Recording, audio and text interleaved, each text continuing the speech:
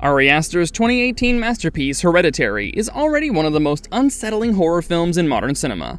But what lies beneath its theatrical version is a darker, quieter, and more emotional story that was left on the editing room floor. Aster himself has admitted that he trimmed an hour of footage across 30 scenes from the movie, and it's kind of surprising since the version that audiences actually saw already runs for 2 hours and 7 minutes. Today at Marvelous Videos, we'll be deep diving into every deleted moment from Heredity that could have changed the film forever. And remember, we're venturing into major spoiler territory, so proceed with caution. Things are about to get dark and unsettling. Before we go into our explanation, we have a very small request. If you like our content, please support us by subscribing to our channel. This is a small click for you, but for us it means a lot. Thank you. Let's begin.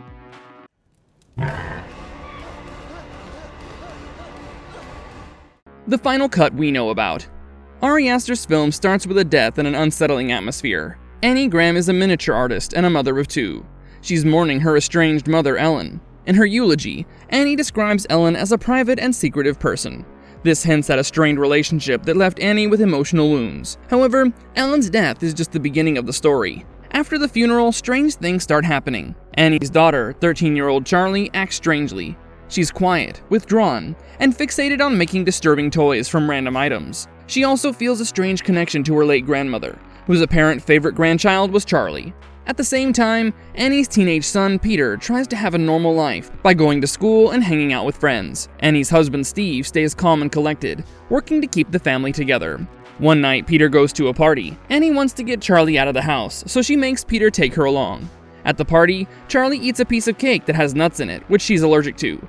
Peter quickly brings her home, but as Charlie struggles to breathe and sticks her head out of the car window, it hits a telephone pole, decapitating her instantly. Peter drives home in shock and goes to bed without saying a word. He leaves her headless body in the car for Annie to find the next morning. Charlie's sudden death devastates the family, leading Annie to spiral into rage, grief, and blaming Peter all at the same time. She starts sleeping in the attic and creates dark miniatures that mirror her emotional decline.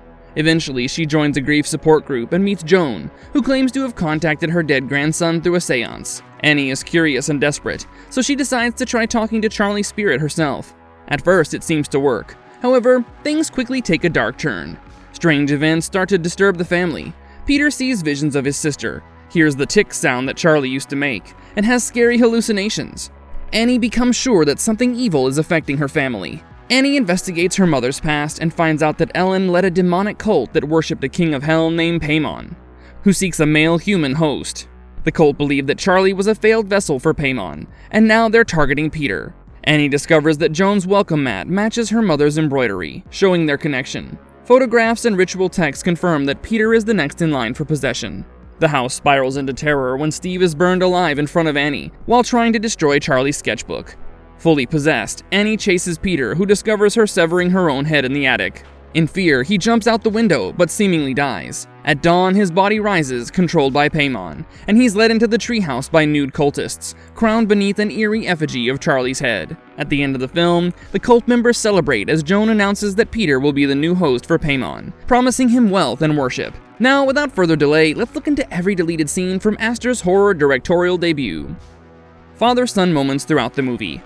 In the movie, Steve Graham stands out as the only solid character in all the creepy chaos.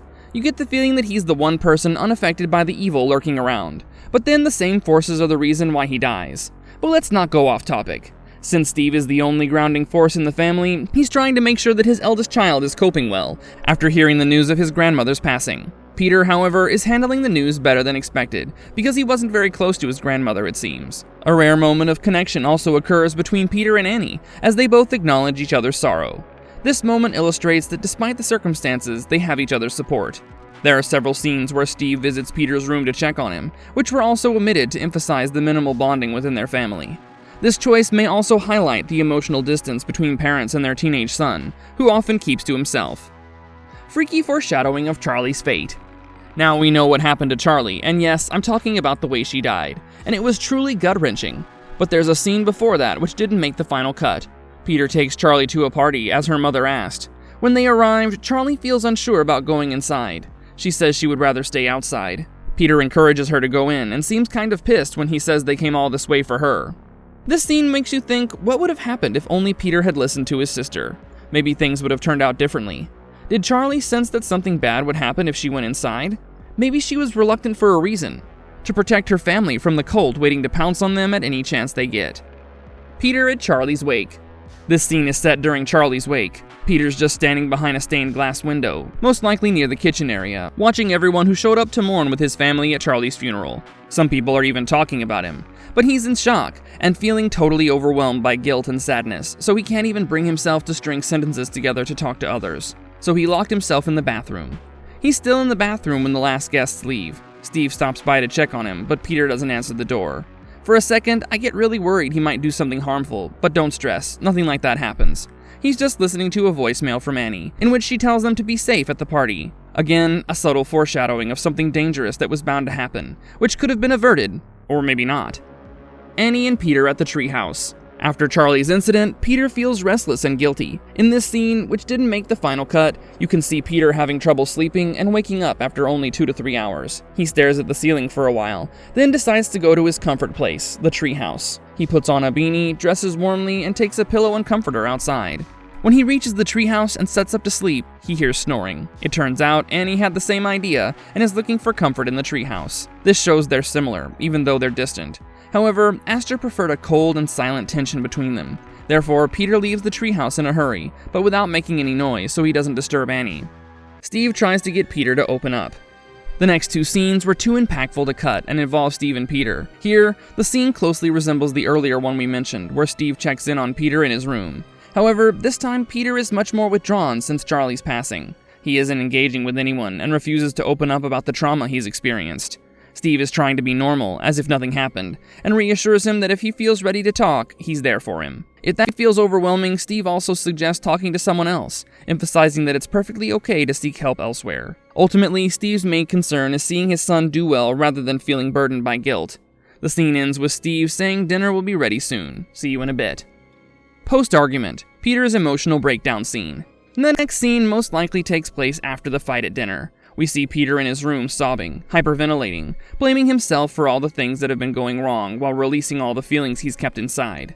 He feels so guilty that he wants to die, thinking it might solve everything. Steve tries to console him, offering the comfort a parent can provide, saying it's not his fault. This scene is very powerful, but Aster mentioned that his goal for the film was to show a family without comfort or togetherness. Instead, the Graham family lets their grief and resentment eat them from within.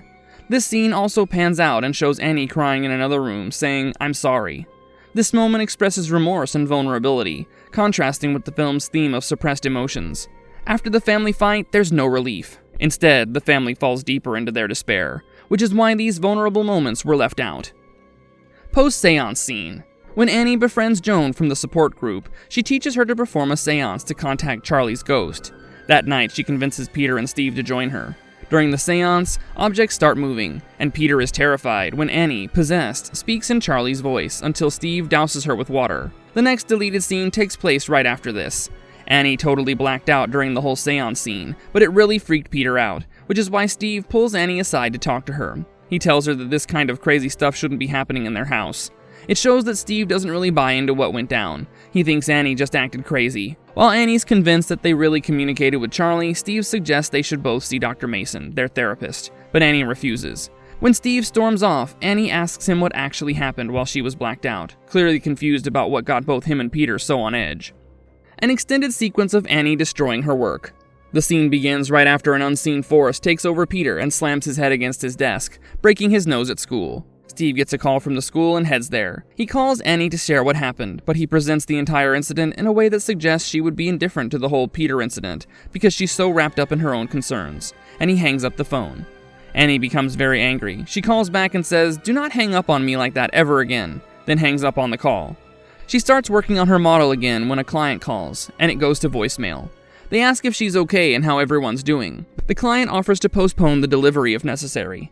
At that moment, the miniature chair she's working on breaks in two, just like her patient's it seems.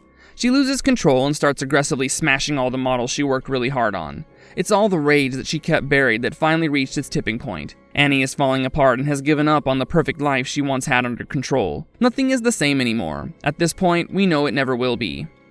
Marvelous verdict. With that, we've come to an end for today's video. We should be glad that Toni Collette agreed to do this, because she was this close to moving away from the heavy, dark film genre to comedies.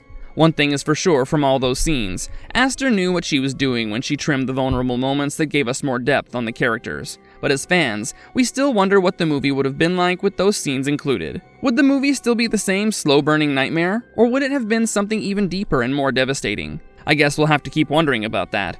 Which deleted scene do you think should have been kept? Share your thoughts in the comments section below. Thanks for watching and stay safe.